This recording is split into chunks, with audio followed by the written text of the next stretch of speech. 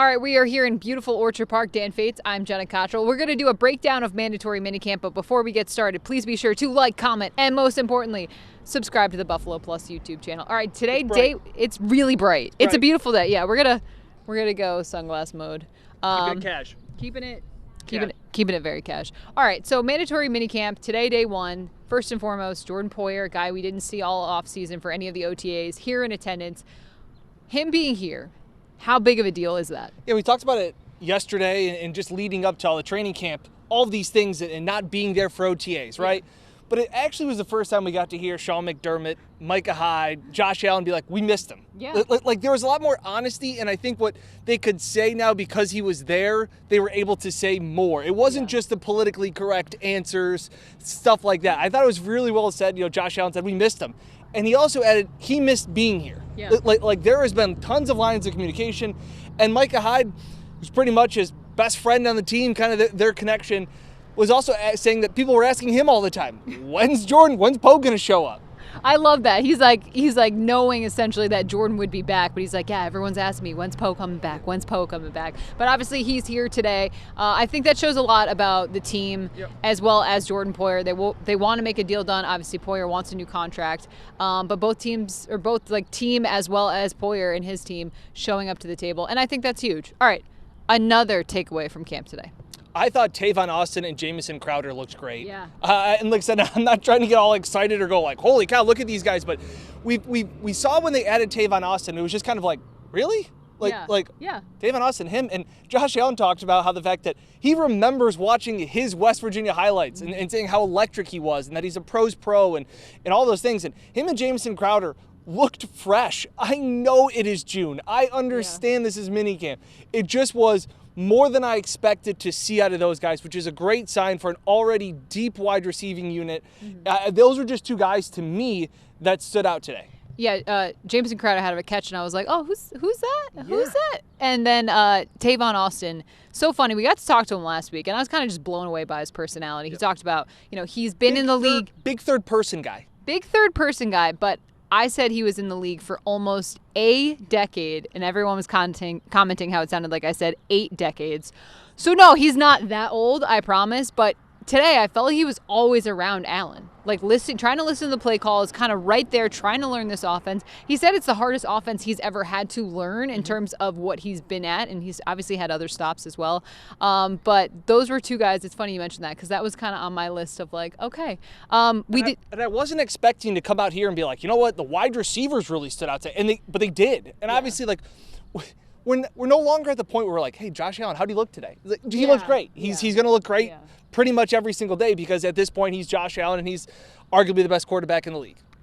It's so funny. We were talking about on the sidelines, the reporters, about how different it is now covering the team. Whereas before it was like the position battles. Who's going to be the starting quarterback? And just how different it is. And another reason it's so different, Von Miller here. We got to see him today. We got to talk to him as well today. Finally able to interact with his teammates.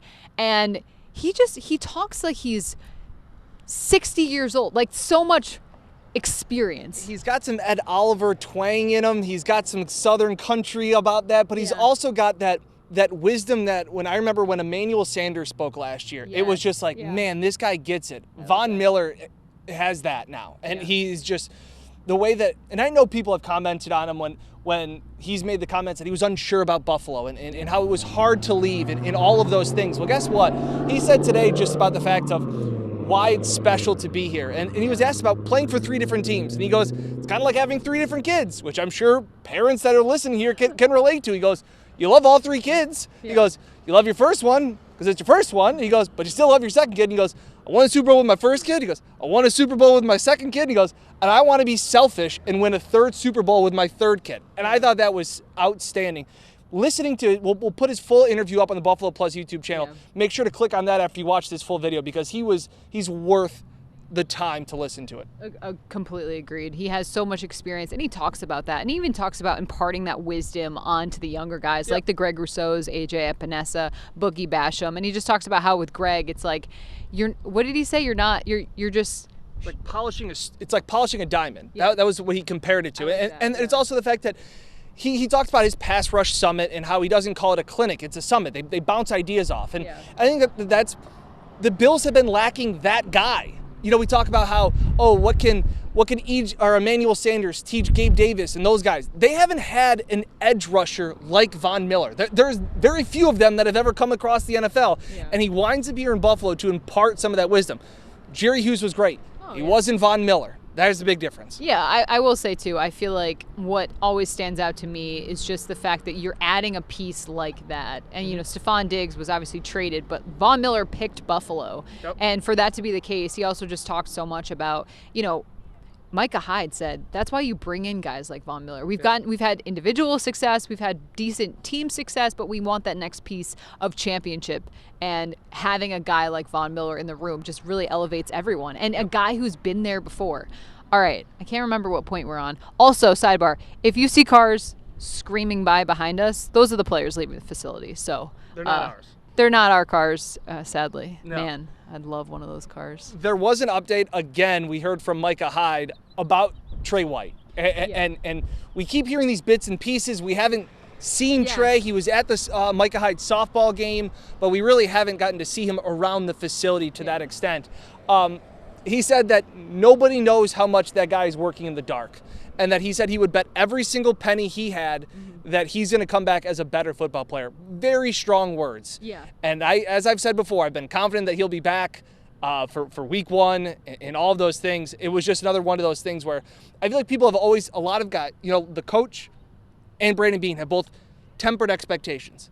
I feel like Micah Hyde wanted to go out there and say how impressive his rehab's going. Well, I feel like Micah Hyde doesn't have to temper expectations. And I like it. Of course you love that, Dan. But no, I would agree with the fact that, I mean, Micah Hyde was very outspoken about what he's seen so far from Trey White, and that doesn't shock us. Yep. I mean, Trey White is a grinder. He works hard. He's humble. I mean, hungry and humble. Dang, I didn't even realize I did it. But I think that does say a lot about, since we've had such minimal updates on him, to hear a guy on his team say how impressed he's been, how he's willing to, like you said, bet every penny on him and the success that he'll have this season. So obviously some comforting words for Bills fans. Anything else? The last thing I think we get, this is the fifth point, the whirlwind kind of offseason that Josh Allen has had. From flying back to Buffalo after, you know, the mass shooting, flying back to Buffalo after the match, being a part of all of those things. He just kind of seems like he's been all over the place. He's launching an NFT line. He's a very busy guy compared to when he came in as this kid from Wyoming. And even he said that coming here actually is relaxing. That some people leave the facility to get rest. He goes, I wanted to come back here. He's like, I'm excited that it was cool I got to do those things. It was cool I got to be in the match. Like, it was cool I got to, you know, to launch these NFT lines. But that this is where he says he's excited to get back to football. Where I feel like a lot of guys are going, I just want to get away for right now. Josh's like, I got to get back. Yeah.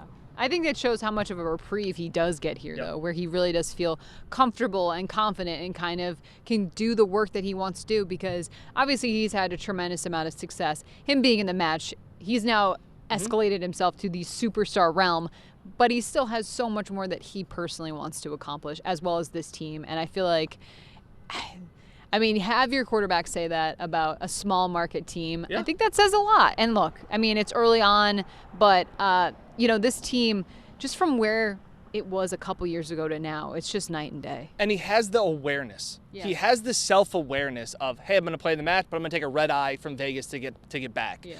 He has the awareness of, hey, the only reason I get to play in the match is because I'm a quarterback and I'm really good at it, and nobody's going to want to see a quarterback fall off, because then he's not going to be able to do these fun things that he likes to do. So I don't think anybody buys NFTs of backup quarterbacks. You're going to have to explain the NFTs thing to me. I still don't understand it. Don't know me either.